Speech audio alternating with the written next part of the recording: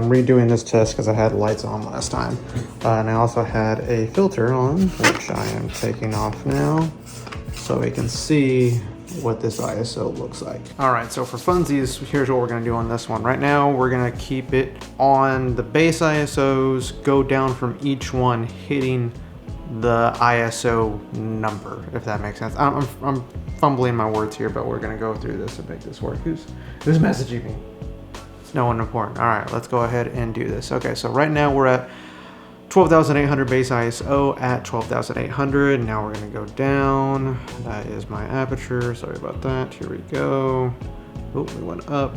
Sorry, doing this backwards. So the next base ISO would be 3,200. So that's where we're at. This is base ISO 12,800 at ISO 3,200. So here's what that looks like. And the lowest this one will go is 2,500. So this is base ISO 12,800 at ISO 2,500.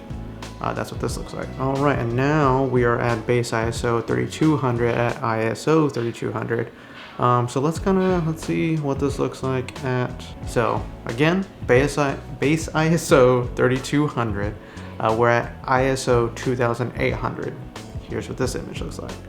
So to keep this fair on all of them, now we're gonna go back down. So again, base ISO 3,200 at ISO 3,200. Now let's go ahead and go down to 800. See what that bad boy looks like. Probably nothing. It's getting dark on my monitor, so I'm assuming you can't see anything. It's probably just nothing but bad data. But this test is just to see what it looks like with no lighting whatsoever.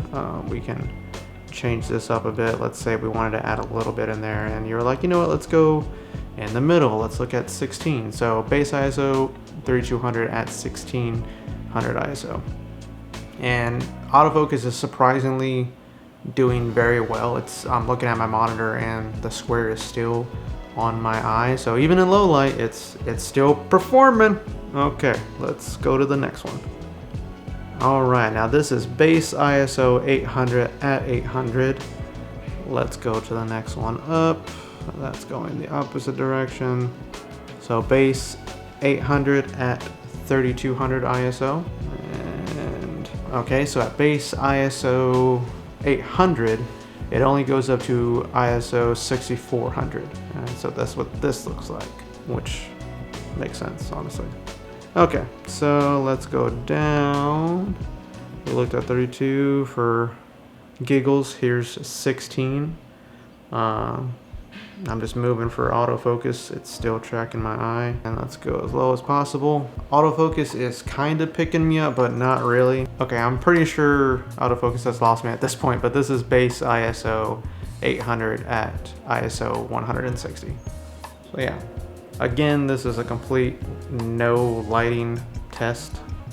Just seeing what all this looks like with no lighting. Let's go back up to, I guess, 64 or maybe 32. I don't know. Okay, so when I last did this test, I accidentally forgot I had Gobi light on the background, so that was on. And I also forgot that I had a Cine Bloom filter on there, so all the highlights and everything were, of course, looking bloomed. So now that's without that light and without the Cine Bloom filter on there, and yeah. We look underexposed. Let me see what my weight, yeah, even on my false colors, I'm definitely underexposed. I'm not completely crushed though, so there should still be some information. So if you're seeing me, it's because I said, hey, it looked okay in post. So I'm not gonna do any other editing to the image itself. This is C-Log 2, and this is at Cinema Gamut. I'm only gonna throw a Rec 709 so you can see what it looks like with color brought back in. I'm not gonna do any other type of editing, not gonna change highlights, not gonna increase anything. As far as the color, as far as the format that I'm filming in, I'm filming in the RAW light format right now. So there's definitely a lot more data back in here too. I can go in and post and add exposure, remove exposure, and of course change up my temperatures. But for the sake of keeping it even across all these tests, I'm just gonna throw on Rec 709. Let me know what you think, which one you like more.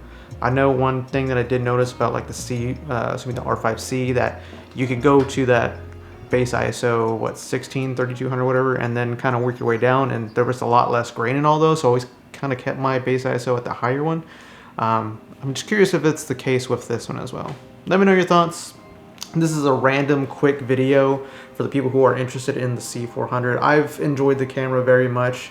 I apologize that this is the format that you're seeing me in, because I haven't posted a video on here in a hot minute. But yeah, here we are, so you can make an informed decision on what this ISO looks like. This is, I don't even know how to grade this test. This is a completely non-statistical like information, strictly on what the image looks like once you get it into Premiere or DaVinci, whatever you end up editing in, right?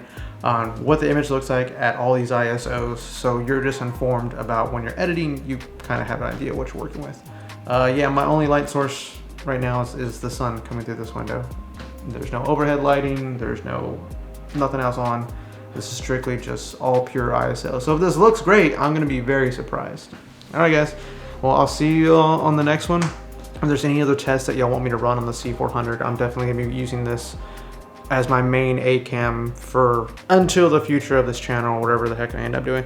So yeah, if there's a specific thing you want to check out, have any specific questions about any of these cameras, I have a C400, a C70, R5C, R5. I feel like I'm missing one, but yeah, that's the setup. All right, until next time.